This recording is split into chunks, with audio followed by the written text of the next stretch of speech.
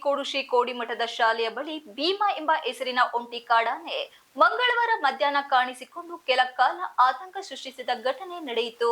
ಒಂಟಿ ಕಾಡಾನೆಯೊಂದು ಹಗಲಿನಲ್ಲಿ ಕಾಣಿಸಿಕೊಂಡ ಪರಿಣಾಮ ಶಿಕ್ಷಕರು, ವಿದ್ಯಾರ್ಥಿಗಳು ಕೆಲಕಾಲ ಅವಕಾದ ಘಟನೆಯು ಬೇಲೂರು ತಾಲೂಕು ಬಿಕ್ಕೋಟಿನ ಕೆಸಗೋಡು ರಸ್ತೆಯಲ್ಲಿರುವ ಶ್ರೀ ಕೋಡಿಮಠದ ಶಾಲೆಯ ಬಳಿ ಮಂಗಳವಾರ ಮಧ್ಯಾಹ್ನ ನಡೆದಿದೆ. ಆನೆ ಕಾರ್ಯಪಡೆ ಸಿಬ್ಬಂದಿಗಳು ಬಿಕ್ಕೋಡಿನ ಸುತ್ತಮುತ್ತ ಭೀಮಾ ಹೆಸರಿನ ಒಂಟಿ ಕಾಡಾನೆ ಸಂಚಾರ ಮಾಡುತ್ತಿದ್ದು, ಸಾರ್ವಜನಿಕರು ಎಚ್ಚರಿಕೆಯಿಂದಿರಬೇಕು ಎಂದು ವಾಟ್ಸಪ್ ಗುಂಪಿನಲ್ಲಿ ಮಾಹಿತಿ ಹಾಕಿದ್ದರು.